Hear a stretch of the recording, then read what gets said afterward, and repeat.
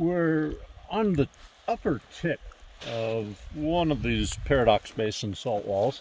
This is the Onion Creek Diaper. The salt bodies here in the Paradox, I believe at the moment, is they're like 15,000 feet tall, kind of on average, and that we're actually standing on top of a wall of salt. It's roughly a mile wide and about 15,000 feet tall. The salt itself is quite ductile and flows. It flows in real time in response to any stress or forces acting on it. The diaper grows until the walls are vertical, and so we've got this thing that's like a fin of salt sticking up. And once the walls turn vertical, there's no longer any pressure pushing down on the salt to drive it up. It stops growing, sediment goes across the top, and the sediment on top sinks down in with a wall shape. If the wall is shaped like this, and there's sediment over the top, and the sediment sinks in, the top of the diaper collapses, leaving a horst block sinking in, and the salt that's displaced as the block goes down pushes up and creates a horn on either side. The horst block behind us over here in the sun, we can see that's Wingate sandstone down low and folded into a syncline. That piece is sinking into the top of the diaper, and it's sunk down from the skyline, which is 1,000 feet higher and nearly a mile away, even though it doesn't look quite that far. As that piece sinks down in, the salt gets squeezed out of the way and comes up between the wall of the diaper and the collapsing top. So this highly contorted body is the actual salt. It's not it's actually halite in there. We should go find a piece and taste it, see if we can find something that tastes salty. It's flowing up through the center through a process called sheath folding. And you can see that the salt's not pure. It has embedded within it limestones and shales. The limestones and shales interbedded with the Paradox salt are part of these Pennsylvanian glaciostatic celestially forced cycles, and there's 35 shaly intervals capped by a limestone, capped by salt within it. And interestingly, that black material is the primary source rock in the Paradox Basin. That's the source rock. The source rock is interbedded with the salt. The salt is the seal. Unlike an unconventional system where the source rock is the reservoir, in this case the source rock is the seal. And the places that we find productive is where we can juxtapose the shale that is entrained within the salt next to some kind of reservoir and charge the reservoir. Generally, that happens in two different places where we get these horns. The salt's contorted and twisted up and broken, and you can take the source rock and get it close to porous reservoir sands that are dipping away. We've got flanks of sandstone coming up against the salt body. There's actually a chunk of it sticking through. This is truly the salt wall. The red material in the sun right here is the edge of the salt diaper and is connected to all the red rock that you see behind it, and it all dips away. So there's a structural closure. Red beds coming up against the body of salt. The salt is this horn that sticks up, and it carries the source rock within it, placing the source rock adjacent to a reservoir in a trapping geometry. And Andes Mesa Field produces from exactly this setting just south of the La Salle Mountains. The horn is just this feature in front of us, and then we come back into red rocks. And so this is the other side of the horn, and the continual red rocks that you can see over here in the sun are part of the block that is foundering or sinking into the crest. So the entire salt body is in a relatively narrow conduit. This is the escape conduit. There's a giant body of salt 15,000 feet thick beneath us, and as the top sinks in, it's literally bubbling around the collapsing block, coming up to the land surface and being dissolved and carried away in this stream, which then has white, salty-looking deposits all along its banks headed out into the Colorado River. There's a second horn on the other side of the valley, separating the down-dropped horse block from the intact walls of the Diaper. The intact walls of the Diaper are actually way up above us, and the top of this Diaper was originally up at the elevation of the skyline. We can see right here a contact between Salt to Moenkopi, Chinley, up to the Wingate here in these blocks. And that's the same stratigraphy that's on the hillside way up above us. So we're in a down-dropped block sinking into a salt where the volume of salt is decreasing through time. Salt, you can imagine, when it's encased in the subsurface, if it can't get out to the surface, we can change its shape by loading it. You can push on it, and when you push on it, you squeeze and deform the rock. But once that salt is connected to the land surface, it dissolves away in rainwater, and the salt will flow up and dissolve away, and then you're left with a hole. And what happens to a hole in the earth is it fills in, it collapses, we get faults around the edges, the roof sinks in, and eventually you get a very complicated jump hole of material in the middle of this. Here we've got source rock, black, organic rich marine shale. This was deposited in a restricted marine basin created by the Uncompahgre uplift and its foreland, an internal basin in the continent that was connected to the ocean, but it's silled. It has highs on both sides, so the deeper part of this restricted basin becomes anoxic. Any organic material that sank would decompose, consume the oxygen, and that means that we preserve the organic material. Because it's a silled continental basin, the anoxic conditions produce this source rock. In some places you can smell hydrocarbons. There are a few seeps scattered around. Typically in the sandstones here in the Moab area, when we have seeps, prior to the expulsion of oil, there's a brine that comes out of the source rock, and it bleaches the rocks white. Every now and then you'll find fractures in the sands that have these white halos, and that's actually evidence of hydrocarbon migration through the system. Interbedded with the source rock are bits of limestone, these more competent chunks. This happens to be quite a dark macritic limestone, not right in this bit of section, but some of these limestones are actually constructional phyloid algal mounds. That's the material that makes up the limestone.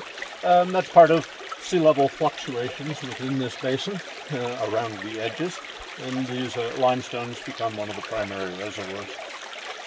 Not this particular chunk.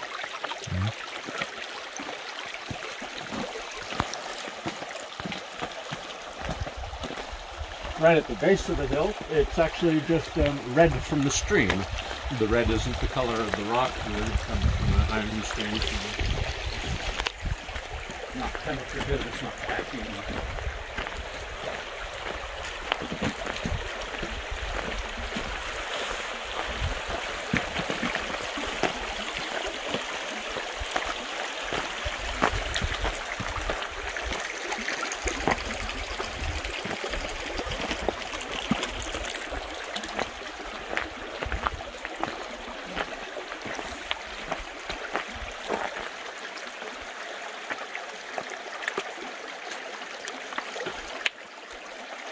Might go to a different location on up the road a little bit. We'll get one where you get like blades of obvious salt. I'm pretty sure that this is, when you look at this material that I just broke out, it's white, pretty soft and weak. Even though it's black on its surface, that white bit is part of the true halite. That one didn't taste particularly salty. Along with halite, there's gypsum and anhydrite. Typically the halite dissolves away, and I'm probably failing to see it just because of the presence of the little stream. Oh, we'll find better. Yeah, now we'll find some better.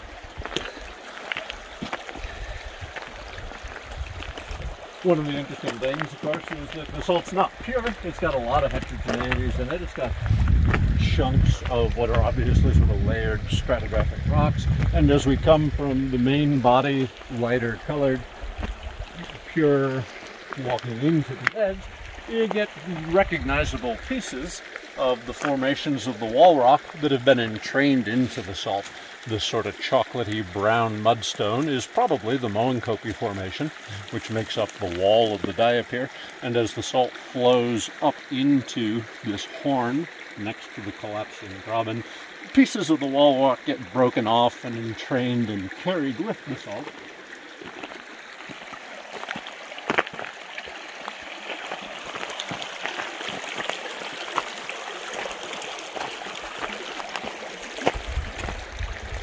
We'll go to another location where there's a sharp contact, but here it's almost a gradational contact between really red mudstones and really the true salt body over here.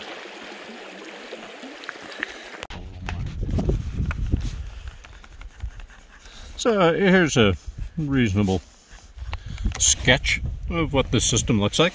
At depth, we have a limestone. It's Mississippian in age. It predates the salt. The salt diapers tend to be localized on top of faults in the basement, where we can juxtapose source rock within the salt body against the limestone. We get traps and accumulations of hydrocarbons sourced out of the salt body into older section in here. Similarly, along the flanks of the salt wall, if we have source rock interbedded with the salt, we find hydrocarbon accumulations here in stratigraphic pinchouts up above on the edge of the salt walls. This is the Lisbon Valley field, and this one is Andes Mesa, are the two largest accumulations of these types. The salt diaper was originally a continuous structure with a salt wall, and sediment went across the top in a pattern something like this. Because there's a weld and no longer any salt feeding into the system, fed by the weight of the sediment pushing down and driving the salt up through the center, once this weld forms, the diaper stops rising, it gets buried, but now the material that buries it is pushing down on the top of the salt, and it collapses in. And as the salt volume decreases, because salt is now exposed on the land surface, the roof folds into a syncline as the space between the two bounding faults gets smaller and smaller, sinks into the salt body, and produces two horns in the salt, one on either side. And we just looked at one of these horn-like structures. Today, there's a Miocene deposit of sand sitting on top of the collapsed graben, showing that the collapse is in fact much, much more recent than the formation of the wall. This is the Cutler, the Moenkopi, Chinle, and Wingate formations, and they're Permian through Triassic in age, which is when the diaper formed, and then we didn't start removing the salt from the system until the Colorado River incised down into the salt, and once the Colorado hit these salt bodies, then the volume deflates, and as the volume deflates, the roof collapses down in. Salt comes up and out and is dissolved away on the land surface. How do you get a salt weld? Just from a ton of overburden that just squeezes all the salt down? And a salt weld, if we originally had a layer of continuous salt sitting in here, and now imagine having a point source of sediment, and a river comes down out of the mountains and builds a fan of sediment sitting on top of the salt. The salt is differentially loaded. There's sediment pushing on it here and none there. So what will happen is that pile of sediment will actually sink down onto the salt body. This sediment becomes this sediment, and the salt gets squeezed up into a wall, moving out in front where there's no load. A weld is where there used to be salt, generally shown with two little triangles, one above and one below, but differential loading of the sediment has caused the salt to withdraw from one location and inflate, so it deflates under the load and inflates where there's no load out in front. A weld is simply when post-salt section comes into contact with pre-salt section. There used to be a salt layer, but like toothpaste, it's been squeezed out and rolled into a wall in front of the sediment. When we look at a large cross-section across the Paradox Basin, there's a basement uplift on one side, and what we find is that the salt body has been welded in most places, and there's 3 to 4 salt walls going out across the foreland.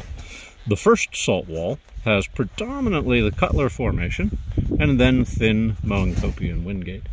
The next one, the Cutler, is relatively thin, and it happened mostly during the Moenkopi. And then this one out here has thin Moenkopi, and all of the growth happened during the Wingate. So it shows the oldest to youngest, a progression through time, where sediment eroded off of this highland, sat on the salt and squeezed it out, producing a weld and a wall.